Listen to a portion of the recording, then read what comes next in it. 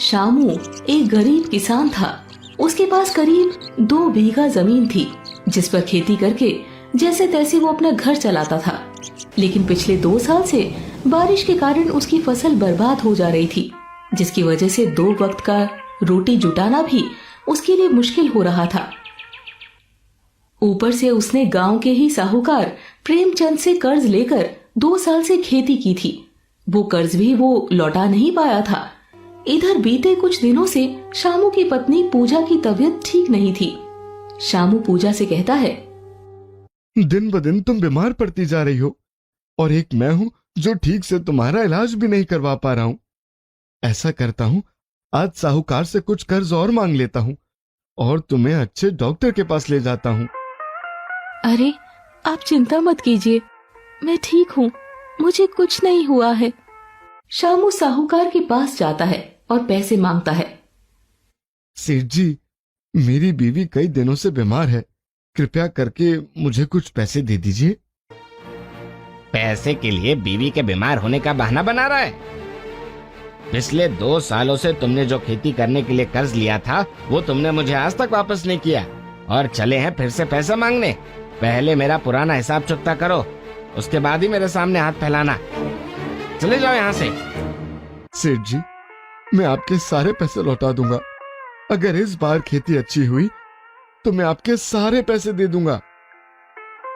हाँ तो पहले वो पैसे लेकर आओ, उसके बाद ही मेरे सामने आने की हिम्मत करना। शामू खाली हाथ वापस घर लौट आता है। क्या हुआ, पैसे नहीं दिए ना साहूकार ने? मुझे पता था आपको उनके पास जाना ही नहीं चाहिए था। क्या आप भूल गए पिछली बार पैसों के लिए उन्होंने आपको कितना मारा था? हाँ पूजा, भगवान ने हमें गरीब क्यों बनाया? इससे तो अच्छा हमें जन्म ही नहीं देते। ऐसी जिंदगी का क्या फायदा? ऐसे नहीं बोलते, सब अच्छा हो जाएगा। आप जाके हाथ पैर धो लीजिए, मैं बच्चों को खाना देकर आती हूँ। पूजा बच्चों के लिए खाना लेने जाती है तो देखती है कल की 2 ही रोटी बची हुई है। दोनों बच्चों को नमक के साथ एक एक रोटी दे देती है और खुद बाहर से पानी लेने चली जाती है। दोनों बच्चे खाने के लिए बैठते हैं कि तभी एक कुत्ता वहाँ आ जाता है और राधा की रोटी लेकर भाग जाता है। तो राधा रोने लग जाती है। माँ, माँ। क्या हुआ राधा, तुम रो क्यों रही हो? वो कुत्ता मेरी रोटी लेकर भाग गया। अच्छा, कोई बात नहीं बेटा, उसे भी भूख लगी होगी। ऐसा करो राहुल, तुम अपने में से आधी रोटी राधा को दे दो। कल मैं तुम दोनों को 2-2 रोटियां दूंगी। आप रोज यही बोलती हो माँ, लेकिन देती कभी नहीं हो।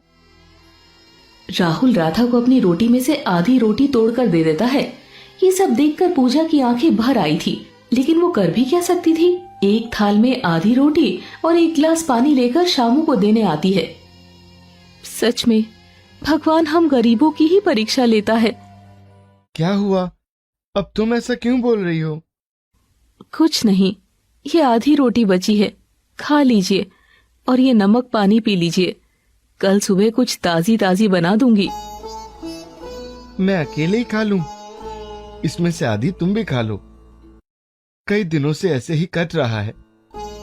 इस बार ना जाने हमारी फसल कैसी होगी, न जाने भगवान भोलेनाथ की कृपा हमारे ऊपर कब होगी। मैं तो दिन रात उन्हीं को याद करता रहता हूँ, फिर भी उन्हें मुझ पर तरस नहीं आता। शामू की बात सुनकर पूजा ने कहा, आप चिंता मत कीजिए, वो जरूर हमारे लिए कुछ ना कुछ अच्छा करेंगे। भगवान को गलत नहीं कहते, हमारी किस्मत में जो लिखा होता है वही होता है। बस भगवान को याद करते रहना चाहिए। भोलेनाथ तो बहुत दयालु है, वो हम पर अपनी कृपा जरूर करेंगे। रात को जब सभी सो जाते हैं तभी बाहर तेज आंधी तूफान आ जाती है और जोरों की बारिश भी होने लग जाती है। तूफान और बारिश की आवाज से शामू उठ जाता है। शामू पूजा के पास जाकर कहता है, पूजा, उठो पूजा। क्या हुआ, इतनी रात को क्यों उठा रहे हो? बाहर तेज बारिश हो रही है और आंधी भी चल रही है। चलो हम सब किसी पेड़ के नीचे जाकर बैठ जाते हैं, क्योंकि इस तेज आंधी की वजह से हमारा घर कभी भी टूटकर गिर सकता है। आप ठीक कह रहे हैं जी, मैं बच्चों को उठाती हूँ। वो सभी एक कंबल ओढ़कर घर के सामने ही एक पेड़ के नीचे बैठ जाते हैं। माता पार्वती भगवान शिव से कहती हैं, प्रभु, अब मुझसे इनका दुख देखा नहीं जाता। आखिर कब तक इनकी जिंदगी ऐसे ही चलेगी? आप कुछ करते क्यों नहीं प्रभु? वो तो दिन रात आपका ही नाम लेते रहते हैं। देवी, शामू पिछले जन्म में एक शिकारी था। इसने बहुत से बेगुनाह जानवरों और पक्षियों को मारा था, जिसका फल उसे इस जन्म में भोगना पड़ रहा है।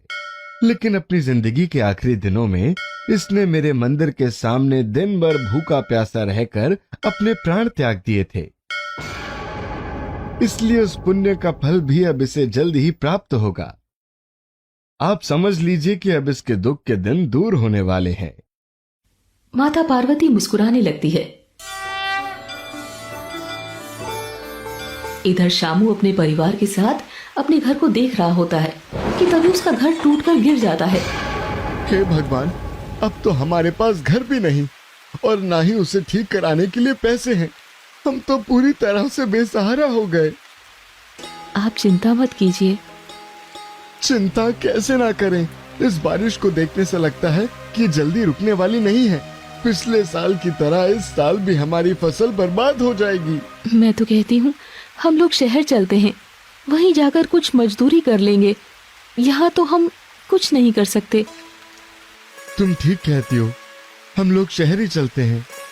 शामू अपने पूरे परिवार के साथ शहर की तरफ चल देता है। वो सब पैदल ही शहर की ओर चल देते हैं।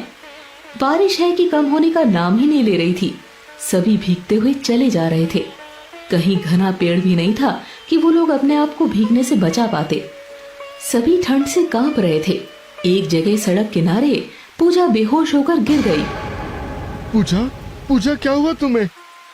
हे भगवान, अब मैं क्या करूं? शामू रोने लग जाता है कि तभी एक गाड़ी आकर उसके पास रुकती है। उस गाड़ी में बैठा इंसान एक डॉक्टर था। अरे, तुम लोगों का दिमाग खराब हो गया क्या? इस तरह से बारिश में भीग रहे हो? डॉक्टर साहब, देखिए ना, मेरी बीवी को क्या हो गया है। ये बेहोश हो गई है। डॉक्टर को उन सब पर दया आ गई। उसने सभी को अपनी गाड़ी में बिठाया और अपने अस्पताल लेकर आ गया। पूजा का इलाज शुरू किया। दूसरे दिन सुबह जब पूजा को होश आया तो वो अस्पताल में झाड़ू लगाने लग गई। तभी वो डॉक्टर भी वहां आ जाता है। अरे, आप ये क्या कर रही हैं? डॉक्टर साहब, हमारे पास पैसे नहीं हैं कि इलाज के पैसे हम आपको दे सकें। अस्पताल का काम करके हम उसकी भरपाई करना चाहते हैं। अरे नहीं, इसकी जरूरत नहीं है। आपको आराम की जरूरत है। आप जाकर आराम करिए। तभी शामू भी वहां आ जाता है। वो डॉक्टर से बात कर ही रहा होता है कि तभी एक नर्स डॉक्टर के पास आकर कहती है, सर, वो प्रेमचंद जी की तबीयत ज्यादा खराब हो रही है। प्रेमचंद? कौन है ये प्रेमचंद? पास के ही गांव के साहूकार हैं। पिछले 2 दिनों से यहाँ पर एडमिट हैं। उनकी हालत दिन ब दिन खराब होती जा रही है। अरे, उन्हें तो मैं अच्छे से जानता हूँ। उनका मुझ पर बहुत एहसान है। उनके घर में और कौन है? कोई नहीं है सर। अपने बड़े से बंगले में वो अकेले ही रहते हैं। क्या हुआ उन्हें सर? 2 दिन पहले उनका एक्सीडेंट हो गया था। सर में ज्यादा चोट लगने की वजह से उनका बहुत सारा खून बह गया है। उन्हें खून की बहुत आवश्यकता है, नहीं तो उनकी कभी भी जान जा सकती है। सर, मेरी और मेरी बीवी का सारा खून ले लीजिए, लेकिन उन्हें बचा लीजिए सर। डॉक्टर जब शामू के खून की जांच करते हैं तो उसका खून सेठ के खून से मैच हो जाता है। डॉक्टर शामू का खून सेठ को चढ़ा देते हैं, जिससे उनकी हालत में सुधार होने लग जाती है। शामू खुद कई दिनों से खाया पिया नहीं था। डॉक्टर उसके खाने की व्यवस्था भी करवा देते हैं। तुम कुछ दिनों तक यहाँ रुक सकते हो। आपका ये एहसान हम कभी नहीं भूल पाएंगे सर। आप इंसान नहीं, भगवान हैं। कुछ दिनों बाद सेठ प्रेमचंद पूरी तरह से ठीक हो जाते हैं और आकर डॉक्टर से कहते हैं, डॉक्टर साहब, आपका बहुत बहुत धन्यवाद। आपने भगवान बनकर मेरे प्राणों की रक्षा की है। अरे नहीं, आपकी जान मेरी वजह से नहीं, बल्कि शामू ने आपको अपना खून देकर आपकी जान बचाई है। अगर वो नहीं होता तो शायद आप भी। इधर पूजा की भी तबीयत ठीक हो गई थी। इसीलिए शामू अपने परिवार को लेकर वहां से जा रहा था कि तभी सेठ प्रेमचंद उसे ढूंढते हुए उसके पास पहुंचे। अरे शामू, तुम कहाँ जा रहे हो? शामू को लगा कि सेठ जी उससे अपना पैसा मांगने आए हैं। सेठ जी, हम शहर जाकर मेहनत करके पैसा कमा लेंगे और आपका सारा कर्जा चुका देंगे। इस बारिश ने हमारा सब कुछ तबाह कर दिया है, हमें माफ कर दीजिए सेठ जी। नहीं श्यामू, एहसान तो अब तुम्हारा मुझ पर हो गया है। कर्जदार तुम नहीं, मैं तुम्हारा हो गया हूं, और ये कर्ज मैं अपनी पूरी जिंदगी नहीं उतार पाऊंगा। अब तुम सबको शहर जाने की कोई जरूरत नहीं है। अब तुम सब मेरे साथ मेरे घर में ही रहना। अब मेरी उम्र भी हो चली है, बीमार रहता हूँ, मैं भला क्या कर पाऊंगा। ये सारा धन दौलत सब यहीं रखा रह जाएगा। अब मेरी समझ में आ गया है, चलो तुम सब मेरे घर, कहीं और जाने की जरूरत नहीं है, चलो अब मेरे घर चलो। शामू अपनी पत्नी और बच्चों के साथ सेठ जी की हवेली में आ जाता है। घर में आकर बच्चे बहुत खुश थे। माँ, अब हम लोग बारिश में नहीं भीगेंगे ना? नहीं बच्चे, आज से किसी को परेशान होने की जरूरत नहीं है। आज से मैं सभी लगान माफ करता हूँ। भगवान शिव कहते हैं, अब तो आप खुश हैं ना देवी? मेरे भक्त को अब कोई तकलीफ नहीं होगी, उसके दुख के दिन दूर हो गए हैं। आपकी लीला महान है प्रभु। अब शामू और उसका परिवार सेठ जी की हवेली में ही खुशी खुशी रहने लगे और शामू सेठ जी का सारा काम संभालने लगा। दोस्तों, आपको ये कहानी कैसी लगी? कमेंट करके जरूर बताएं। ऐसी और कहानी सुनने के लिए इसे लाइक और शेयर जरूर करें। धन्यवाद।